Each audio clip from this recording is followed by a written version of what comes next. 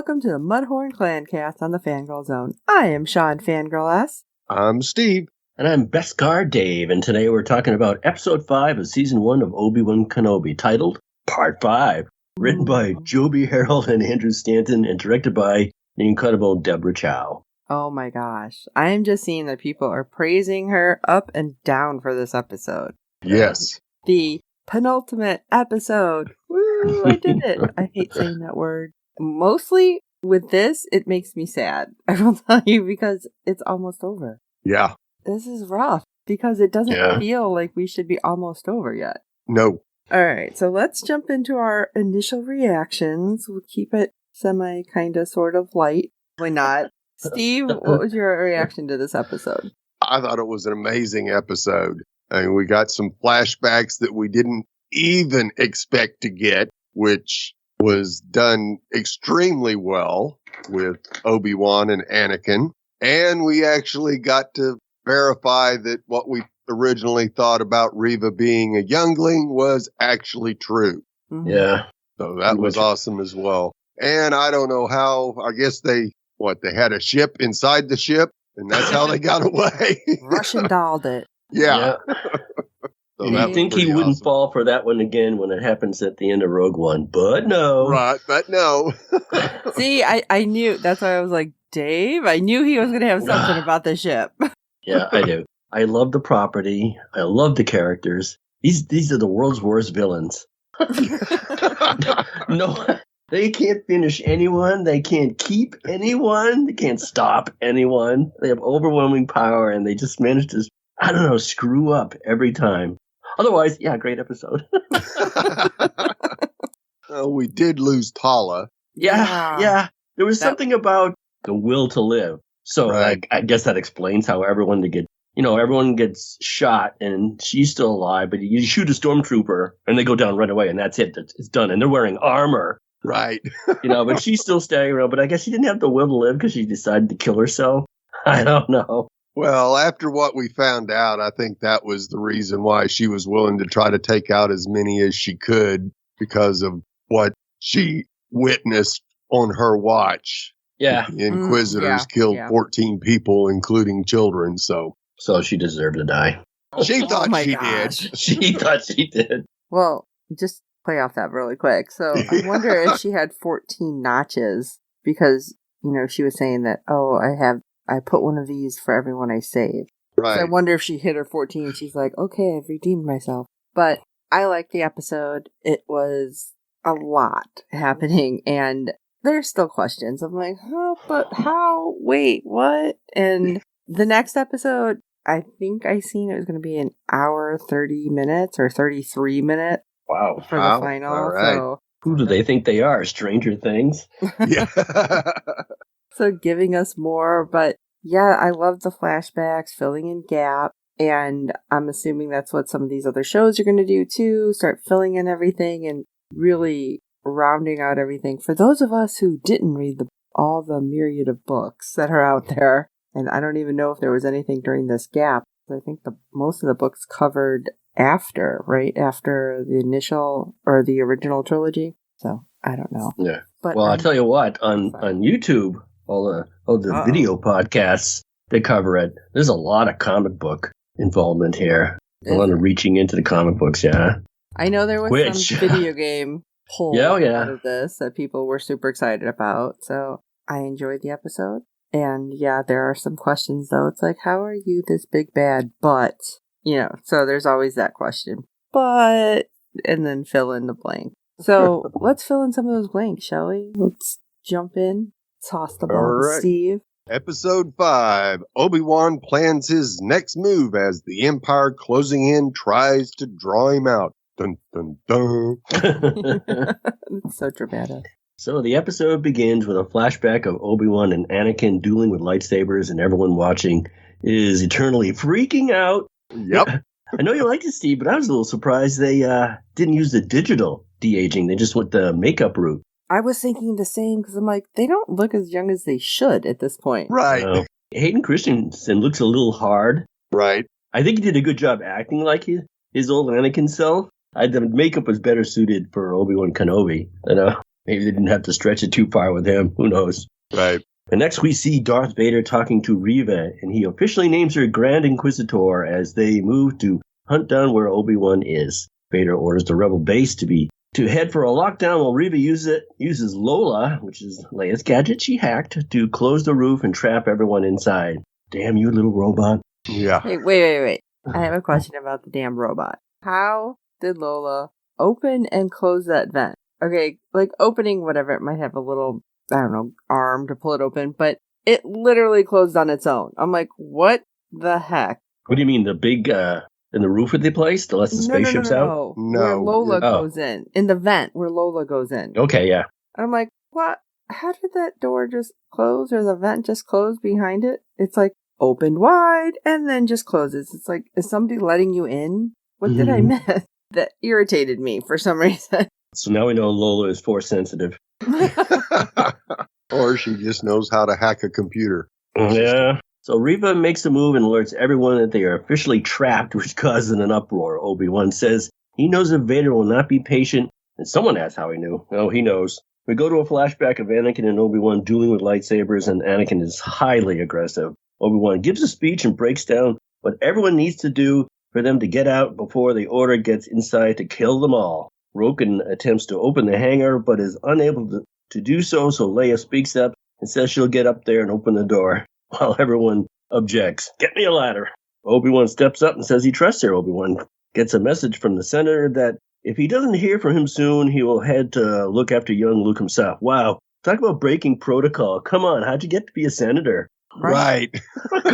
Just in case anybody intercepts this, I'm just going to spill everything. Wow. Okay. Next, we hear the story of why Tala joined the rebellion. Finally, the stormtroopers begin to break down the walls, and the rebels slowly run out of time to evacuate. Obi-Wan promises to delay them as long as he can. Yeah, I would trust him. Reva and Obi-Wan meet at the wall. That sounds so, I don't know, dramatic. It's like, hey, quit trying to shoot your way in and we'll talk. Because obviously, through this thick metal door, it's easy to chat. And somehow... Force chat. Is that what it was? Yes. And they just said it out loud for us. Okay. Right. Yeah. This is where we find out that Reva was indeed one of the younglings in the Order 66 flashback, running when the Jedi were being killed. So, yes, I can't remember who said that, but yeah. I think everybody. I think everybody on I think we all planet. agree that, it's got to be. And, you know what? This explains a lot, because when they put the warning up before the episode, I wasn't thinking anything about it.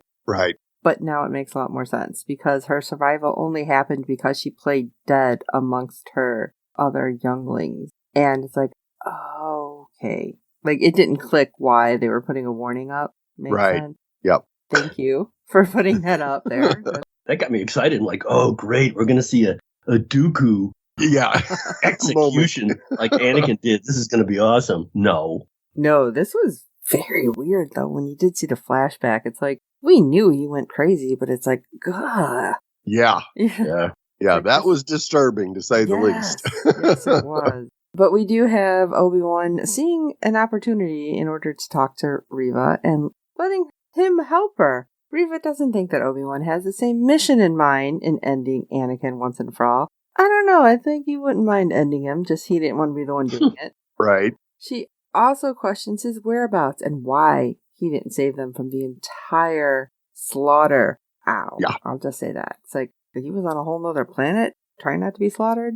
A battle between the stormtroopers and the rebels ensue, of course, and nobody can shoot straight, as they try to hold them off long enough to get out of there. We do see Leia attempting to get the breaker back up and running and get the door opened, and we get to move back to where the fight's happening, and Tala and the droid Ned 8 take shots and both go down. Now we do get to see that loving moment, which was kind of strange, between Tala and Ned 8, as sacrifices itself for her, to save her. To protect her, yeah. It was like, oh, that's sweet. Although when Leia was up in the vent, I was mad. It's like, how do you not see that red light floating? Yeah. Come on. You're more astute than that. Obi-Wan is battling everyone, trying to save Tala, but she tells him to go and shoots to close the door, as a matter of fact. It's like, oh, now she can shoot straight. But Tala also shows him that she has a bomb-like device that goes off. Why did she give them time to run is what I'm wondering. Right. She's dead. Because you hear Reva, run! No. You know what? Throw that thing. Right. Hurl it. I'm not going to be like, I'll just go out quick. No, take them all out. Anyway, back to Obi-Wan and Anakin's battling. And this, of course, is in the past. And at this moment, Obi-Wan realizes that he must fight Vader to protect everyone and that he can't surrender anymore. Yet, Obi-Wan does surrender, but tells Reva she's not bringing him to Vader. I'm bringing Vader to you. That sounds real ominous to me. Yeah. And again, we get a flashback between Obi-Wan and Anakin where Anakin overtakes him, but Obi-Wan tells him, your need for victory blinds you. And I did kind of like that, we're going to put Obi-Wan in some handcuffs and put him inside the facility that everybody's trying to get out of. What? Why? Yeah. That doesn't make sense to me, but okay, whatever works, I guess. Leia gets the roof open to get everyone out of there and escape from Vader and his crew. Vader promises to bring Obi-Wan in himself as he hunts him down. The ship is ready to take off, but Vader uses the Force to bring the ship back down. That was awesome. And yes, that it is was. What everybody has been losing their mind over, saying that it's like Star Killer from the video game. Yep. And I have to ask, we haven't seen Vader do that, though, in any of the movies, right? Nope. Okay. I was like, did I miss something? I've watched them like a billion times, but I feel like I've never seen this. So I'm just wondering if he can do this, why he's never done it before. Right. And you would think that that's probably not possible, seeing that we hadn't seen him do it in the past when he was a more experienced Vader, where right now we're still in the beginning stages of him being Darth Vader. He's one angry SOB. Yes, he is. It takes a lot of anger to do that. Yep. I think so. At least he channels his anger. Then we're taken back to the fight between Anakin and Obi-Wan, where Obi-Wan overcomes Anakin without his lightsaber and delivers a speech to him about needing to remain focused. The Master has outsmarted him one more time. Did anybody else get the feel that Anakin was like just ready to take Obi-Wan out at that moment? Oh, yeah. It's a little too vicious for a Padawan. Oh, yeah. As Vader stands there, Reva comes up from behind with the lightsaber to take down Vader, but he stops her with the Force. No matter what Reva tries here, he is one step ahead, and she can't leave a mark on him. Well, it didn't help that she was telegraphing by screaming as she was about to. Yes. Maybe be quiet and then do it. You can yell after the fact. Yes. And the former Grand Inquisitor joins Vader once Reva is defeated and takes the badge from her, reminding her that she is returned to the gutter to die. Or live. Or live, yes. We are on the ship where everyone escapes when Roken breaks the news that the hyperdrive is down. Of course it is. Yeah. Not my fault. As Reva is trying to crawl to survive, she finds the communicator that Obi-Wan dropped with the message from the Senator. And the episode comes to a close as we go to Tatooine where a young Luke is asleep in his bed. I'm wondering... Yeah, we're breaking something here. We really are. Yeah. What are we supposed to draw from that? Of course, she's going to live and go to the planet herself. That's what I'm wondering. It's like, I don't get why she looked so happy all of a sudden. Like, oh, okay, I got something. It's like, you don't know necessarily that these are supposed to be Anakin's kids. But what, she's just like, I'm going to go and protect them or something all of a sudden? Or you're not redeeming yourself. We know that. Because he apparently knew who you were this whole time. Right. Yeah, he even tells her he knew who she was the whole time. Yeah, so I don't get why she looked like so happy. Yeah, she had a freaking like gaping hole in her body, but you know. Yeah. I was wondering what the point of letting her get away with all that was, but I guess Vader knows what he's doing. Despite the fact he manages to screw it up every time. Talk about a long game, though. 10 years. Did you get the impression that he stabbed her when he was Anakin with his blue lightsaber when she was a youngling? And she survived that too, apparently.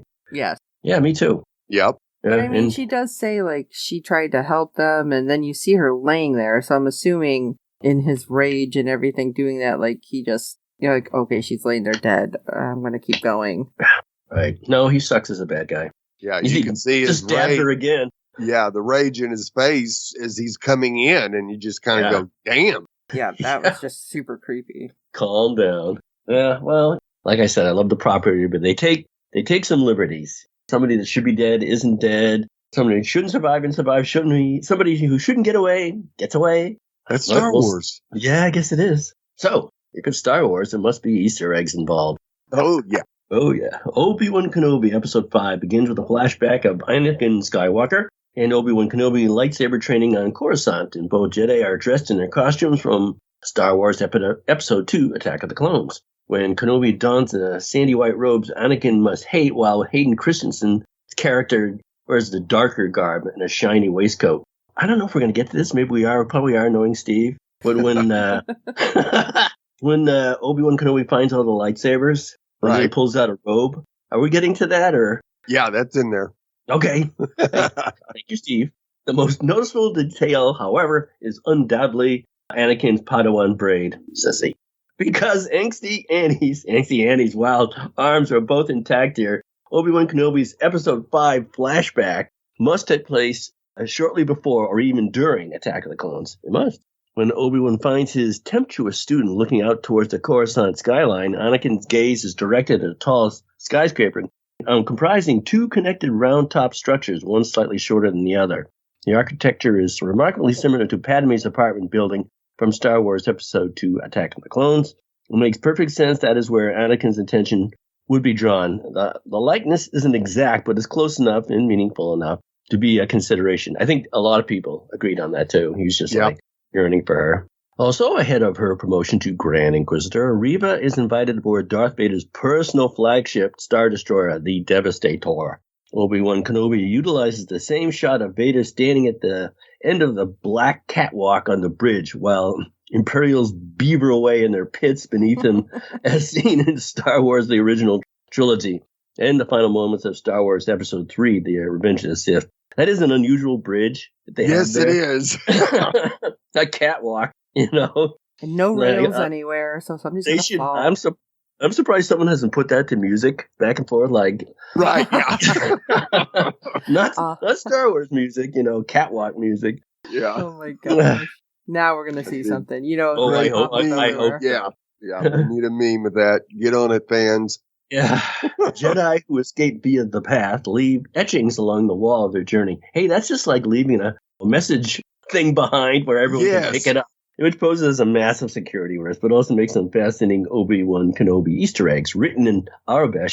This week's scrawling includes Corwin Shelvey, Jin Atlas, and Roganda Ismaran, all force sensitives who existed in Star Wars Legends canon. There are also Tiberius, which could potentially lead towards Tiberius Interlock, or Captain Kirk. Yes.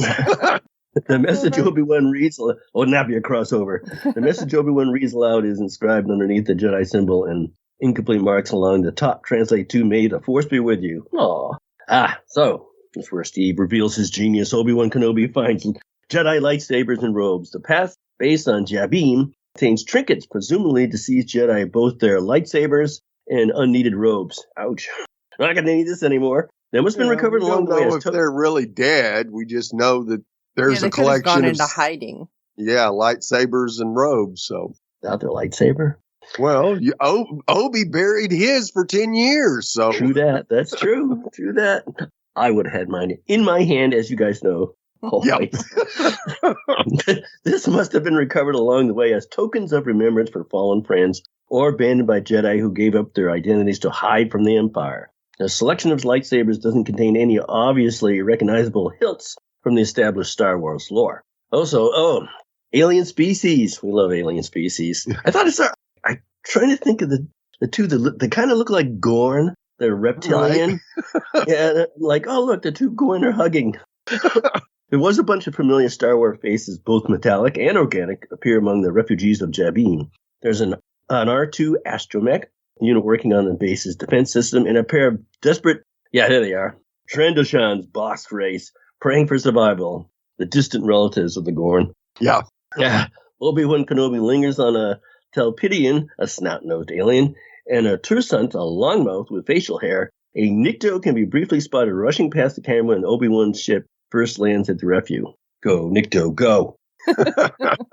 Obi-Wan Kenobi receives a holographic message from Bail Organa via small... Hold it. I got a sci-fi reference. Klaatu, Barada, Nikto.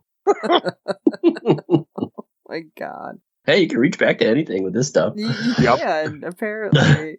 So, Obi-Wan receives a holographic message from Bail Organa via a small disc-like device known as a Jedi holoprojector. This Star Wars Easter egg can be found throughout the franchise, but Kenobi's model is pulled out by Qui-Gon Jinn when showing Watto a projection of Naboo Royal Starship in Star Wars Episode 1, The Phantom Menace. And that's when Bail Organa just blew everything to shit. But, Yeah. I'm gonna put everything here. Put names and dates and it's like, what the? Places and everything. Why don't you just put exact coordinate? Give him half chance. And what else do we get to see? Something else, a blast from the past, future, whatever. The bowcaster is an iconic Star Wars weapon, but typically only seen in the large, hairy Wookiee hands of Chewbacca. Obi-Wan Kenobi Episode 5 shows the Path's Roken also wielding this heavy brand of futuristic firearm. Though it's impossible to determine exactly how Roken came to own such an uncommon peacemaker, the bowcaster's presence suggests a potential link between the early rebellion and the Wookiees of Kashyyyk? Is that where they're from? Why did you ask? Yeah. There's a lot of... Yeah, that ain't happening. A famous moment from Star Wars Episode 3, Revenge of the Sith, sees Obi-Wan Kenobi tell Padme about Anakin killing younglings. That was very sad. Ewan McGregor looks to be stifling a laugh when he delivers it, sending the scene hurtling into prequel trilogy infamy. I don't think I ever noticed that he was like he was laughing. Now I'm going to have to boot that up. In a meme-worthy Obi-Wan Kenobi Easter egg, the Jedi delivers an echo of this quote to Reva, uttering, "He killed the other younglings." That was very sad. An Obi-Wan Kenobi Easter egg for Star Wars Rebels fans, as Reva mentions the planet Gurel. The famous Star Wars locale memorably appeared throughout the animated series, featuring as early as the first season when Ezra Bridger joined the mission to steal Imperial weapons. I kind of forgot about that. Yeah. Lola's restraining bolt mirrors R2 and C-3PO's. When young Princess Leia finally realizes her Lola droid has been compromised by Reva, maybe because the red eye and aggressive behavior, who knows? She notes a restraining bolt hidden under the mechanical critter's wing. That was the tiniest frickin' bolt, then. Yes.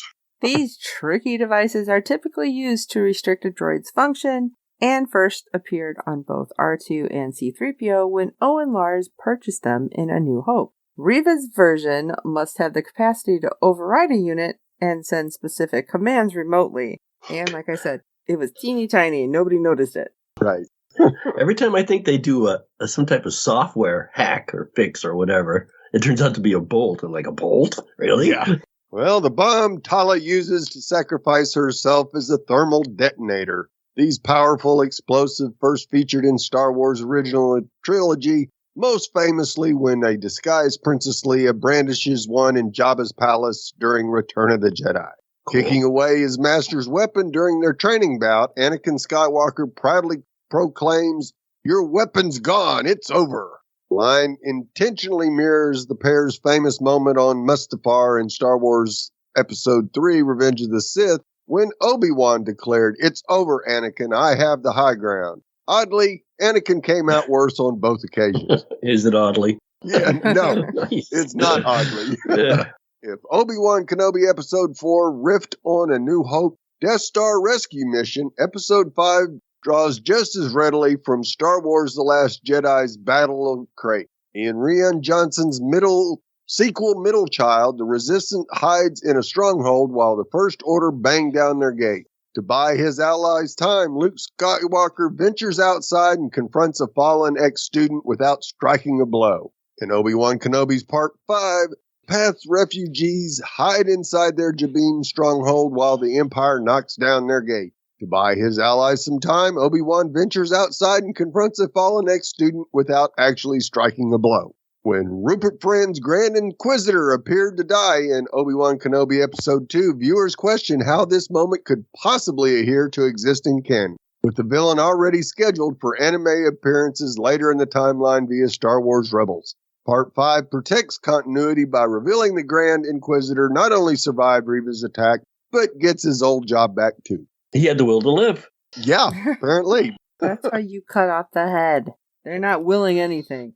An Obi-Wan Kenobi Easter egg, especially for fans of Star Wars video game output. Bursting into the past hangar on Jabim, Darth Vader yanks down the escaping ship in an impressive display of Force prowess. This stunning visual initially appeared in Star Wars The Force Unleashed video game before Rey attempted the same stunt in Star Wars The Rise of Skywalker.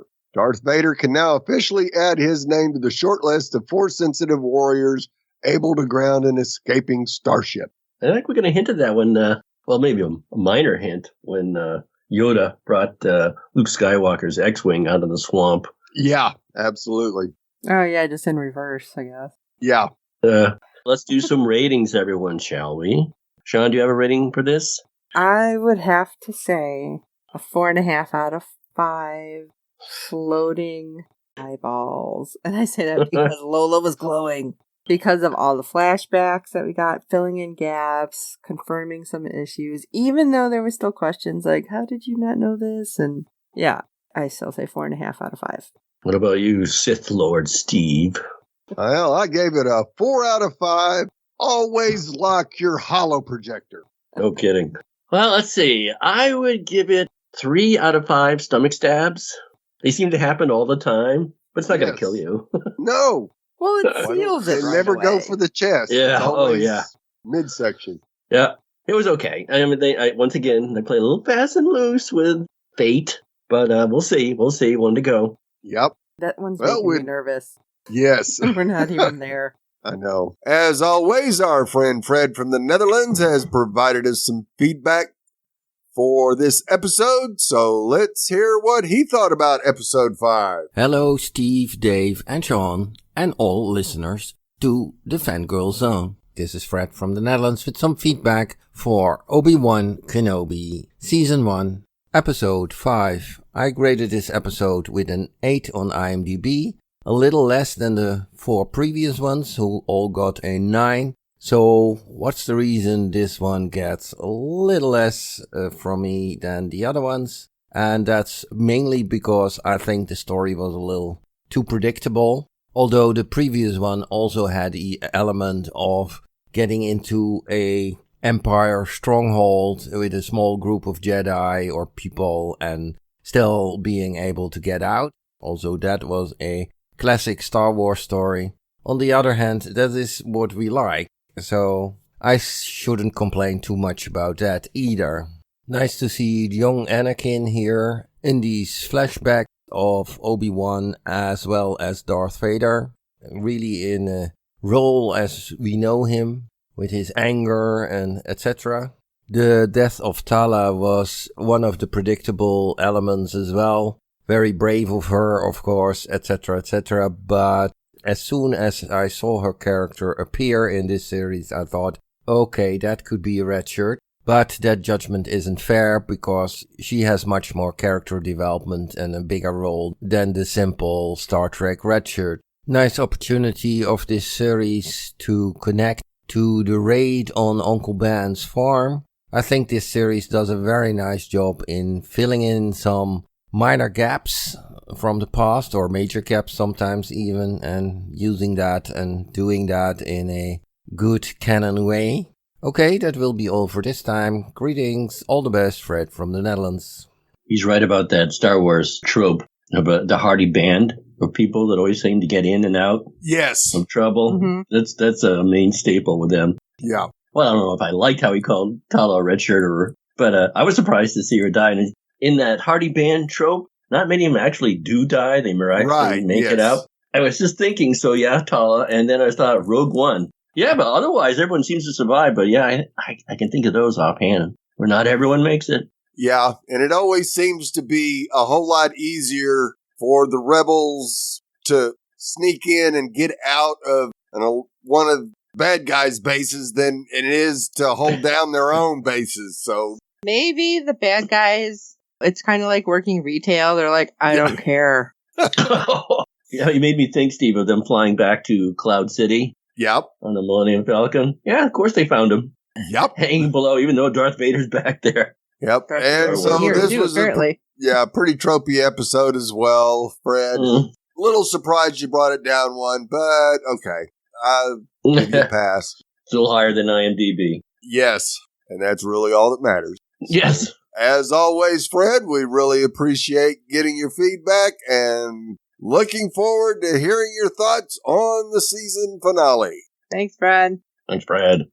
Well, we'd love to hear your thoughts on each and every episode this season. Our deadline for feedback is 6 p.m. Eastern every Friday during the season. You can send your feedback via email or audio to contact us at fangirlzone.com. Please review and rate us on iTunes and any other platform you use for your podcast with good ratings and reviews. That helps the other fans of the show find us, as there are plenty of other Star Wars podcasts out there. Tell your friends, and I hope you're enjoying our podcast. And don't forget to check out the other great Fangirl Zone podcasts. You can check everything out at www.fangirlzone.com. You have our contacts page with all the ways to get a hold of us. We will answer you. Even if the season is over, we will reply to you so you know how we feel. It has been a crazy ride so far. We only got one more episode of Obi-Wan. I need more. You're going to get 111. So for this episode of the Mudhorn Clan cast, I'm Steve. You're not serving him, are you? You're hunting him. I'm Shawn, fangirl ass, and somebody get me a ladder. Not that I can fix anything, I just need to be up above all this. And this is Beskar Dave. Oh, that scene with the lightsaber cut through the door. Wow. I tried to use my spear to open a door once. Ow. There is nothing wrong with your internet. Do not attempt to adjust your settings. We are controlling the podcast. We control the squealing and the screams. We can make your heart flutter, your eyes blur from tears, or sharpen your mind to crystal clarity. For the next hour, sit back. We are in control of what you hear. We repeat, there is nothing wrong with your settings. You are about to experience the awe and mystery known as the female mind. You are now entering the Fangirl Zone.